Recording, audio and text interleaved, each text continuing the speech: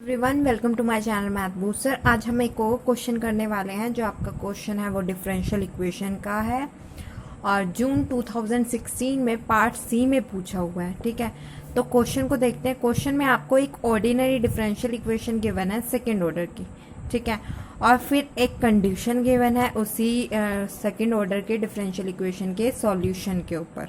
ठीक है, फिर ऑप्शंस जो हैं, ऑप्शन सब में ऑप्शंस में आपके पास सॉल्यूशन यूज़ हो रहा है। जैसे यहाँ पे सॉल्यूशन यूज़ हो रहा है by X, condition X approaches to infinity करा के देखना है वो ज़ीरो आ रहा है या नहीं आ रहा। ये सॉल्यूशन की वैल्यू फाइंड आउट करनी है 0 पॉइंट पे, ये सॉल्यूशन की वैल्यू फाइंड आउट करनी है 1 पॉइंट पे, और फिर सॉल्यूशन बताना है वाई बाउंडेड है, सॉल्यूशन आपका बाउंडेड है या अनबाउंडेड है पूरे रियल लाइन के ऊपर। ठीक है, मतलब आपके सारे ऑप्शंस रोटेट कर रहे हैं, घूम रहे हैं आपके सॉल्यूशन के ऊपर। तो मतलब आपको सॉल्यूशन तो फाइंड आउट करना ही करना पड़ेगा। अब आपके पास अगर यहाँ इक्वल टू 0 होता तो आप सिंपल कॉम्प्लीमेंट्री फंक्शन से सॉल्यूशन फाइंड आउट कर लेते। अब क्योंकि आपके राइट हैंड साइड में e की पावर -3x मतलब एक्सपोनेंशियल फंक्शन गिवन है, तो आपको इस क्वेश्चन के सॉल्यूशन में कॉम्प्लीमेंट्री फंक्शन भी फाइंड आउट करना पड़ेगा और पर्टिकुलर इंटीग्रल भी फाइंड आउट करना पड़ेगा। और फिर आपको सॉल्यूशन कैसे मिलेगा, CF प्लस PI करके। तो देखते हैं सॉल्यूशन को फाइंड आउट करने का तरीका। क्वेश्चन देखते हैं पहले।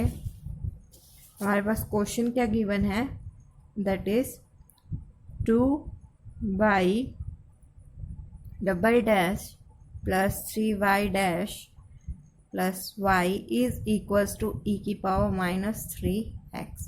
और आपको जो कंडीशन गिवन है that is limit x approaches to infinity e की power x y x is equals to 0। तो सॉल्यूशन फाइंड आउट करते हैं। सॉल्यूशन फाइंड आउट करने के लिए ये इस इक्वेशन को हम ऐसे भी रिप्रेजेंट कर सकते हैं। ठीक है, अब जब मैं इसकी ऑक्सिलरी इक्वेशन लिखूंगी, ऑक्सिलरी इक्वेशन आपके पास क्या बनेगी, 2m² plus 3m plus 1 is equals to 0। ठीक है, और जब आप ये इसके रूट्स फाइंड आउट करोगे तो हमारे पास क्या हो जाएगा, 2m² plus 2m plus m plus 1 and here 2m m plus 1 plus 1 m plus 1। तो ये सिंपली हमने रूट्स फाइंड आउट किए हैं, 2m प्लस 1 m प्लस 1। तो आपके जो रूट आएंगे वो क्या आ जाएगा, एक तो आ जाएगा -1/2 एंड सेकंड जो आएगा आपके पास वो क्या आ जाएगा -1। ठीक है, तो आपके जो रूट्स आए हैं वो क्या आए हैं, रियल है और डिस्टिंक्ट है। तो आप जो CF है वो कैसे लिखोगे, C1 e की power -x plus C2 e की पावर -12x।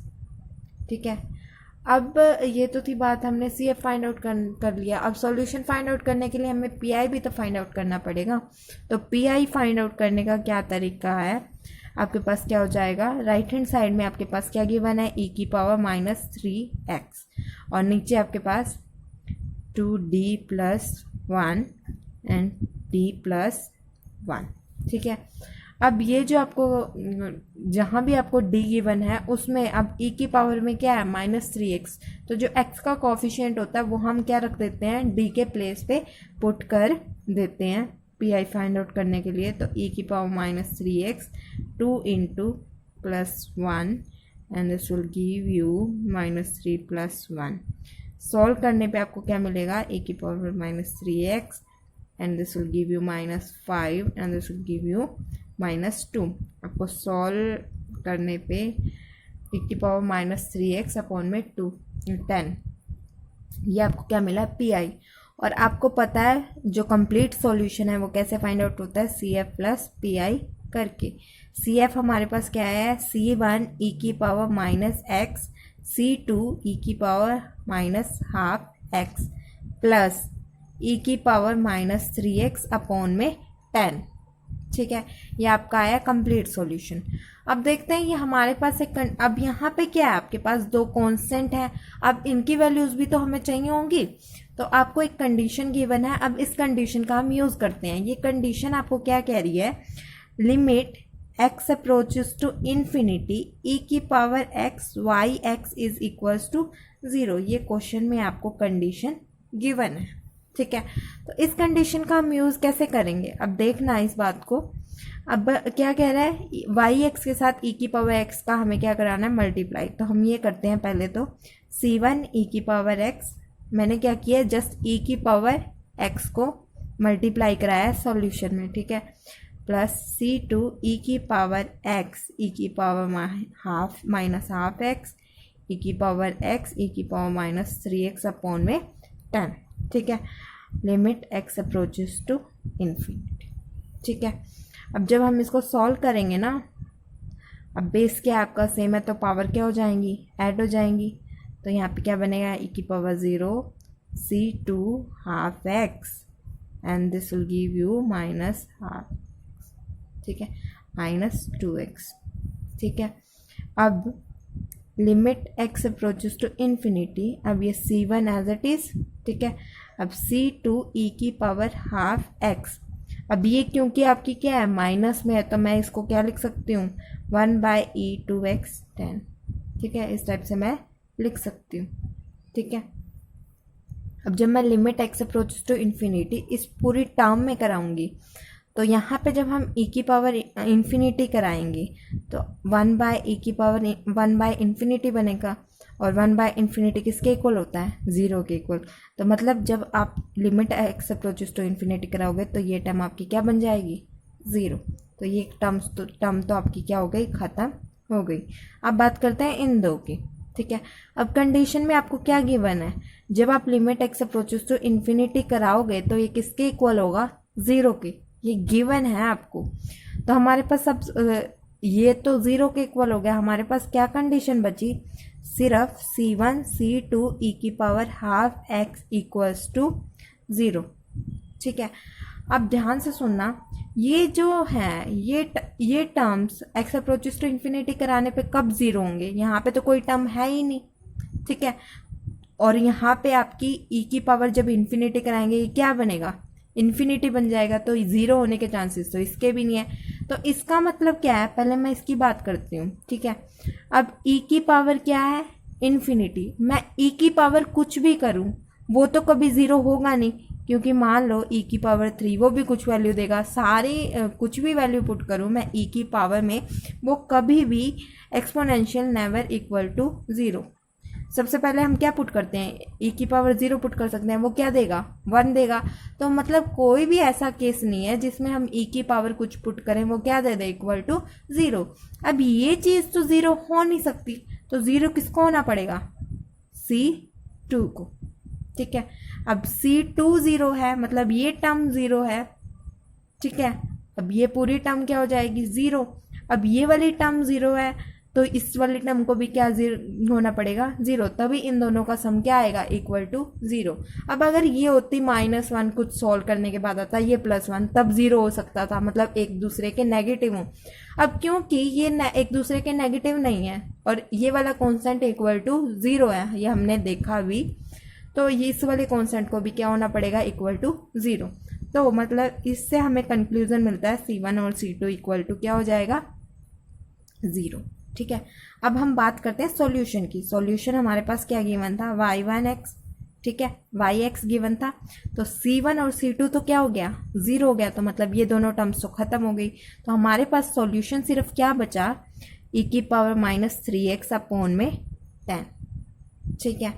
अब देखते हैं हमारे सॉल्यूशन के ऊपर मूव करते हैं। सॉल्यूशन में सबसे पहले सेकंड पार्ट देखते हैं, सेकंड ऑप्शन। तो y0, जब मैं y0 फाइंड आउट करूंगी तो क्या होगा, y0 is equal to e की पावर 0 अपॉन में 10। तो हमें क्या मिलेगा सॉल्व करने के बाद, 1 अपॉन में 10, क्या मिलेगा, 1 अपॉन में 10। और यही आपको सेकंड ऑप्शन कह रहा है, तो आपका सेकंड ऑप्शन क्या हो जाएगा, करेक्ट हो जाएगा, ठीक है। अब फोर्थ ऑप्शन देखते हैं। फोर्थ ऑप्शन में हमारे पास क्या कह रहा है, y1 की वैल्यू फाइंड आउट करनी है। अब y सॉल्यूशन हमारे पास क्या निकला है, e की पावर -3x अपॉन में 10, ठीक है। तो y1 फाइंड आउट करना है, तो हमें क्या मिलेगा, e की पावर -3/10। तो सॉल्व करने के बाद हमें 0 नहीं मिल रहा है, ठीक है। सॉल्यूशन में 1 पुट करने के बाद हमें 0 नहीं मिल रहा है, तो आपका फोर्थ ऑप्शन क्या हो जाएगा, गलत हो जाएगा, क्योंकि ये आपको फोर्थ ऑप्शन क्या कह रहा है, =0 कह रहा है। और अब देखते हैं थर्ड ऑप्शन। थर्ड ऑप्शन क्या कह रहा है, y is bounded function on r। Real line पे पूरा फंक्शन क्या होगा, पूरी रियल लाइन पे आपका फंक्शन क्या होगा, बाउंडेड। अब आपके पास जो सॉल्यूशन आ रहा है वो किस फॉर्म का है, एक्सपोनेंशियल फॉर्म का है। और आपको पता है अगर मैं पूरी रियल लाइन की बात करूं तो एक्सपोनेंशियल फंक्शन कभी भी बाउंडेड नहीं होता है, वो अनबाउंडेड होता है। अगर पर्टिकुलर इंटरवल अगर यहाँ पे मेंशन किया होता फिर तो हम कह सकते थे ये बाउंडेड है, पर यहाँ पे कोई इंटरवल मेंशन नहीं किया हुआ, तो ये कोई ऑप्शन भी आपका क्या हो जाएगा, थर्ड ऑप्शन भी आपका क्या हो जाएगा, गलत हो जाएगा। अब देखते हैं हमारा फर्स्ट ऑप्शन। फर्स्ट ऑप्शन में हमें क्या कह रहा है, limit x approaches to infinity, ठीक है, e⁻x y(x) = 0। अब ये चेक करना है भाई, इसको इस टाइप से करने के बाद हमें 0 मिलेगा या फिर नहीं मिलेगा। सॉरी, यहाँ पे 2x है आपके पास, ठीक है। तो देखते हैं इस ऑप्शन को। Limit x approaches to infinity as it is, e⁻2x as it is. अब जो आपका सॉल्यूशन आया था वो क्या आया था हमारे पास, e⁻−3x/10, ठीक है।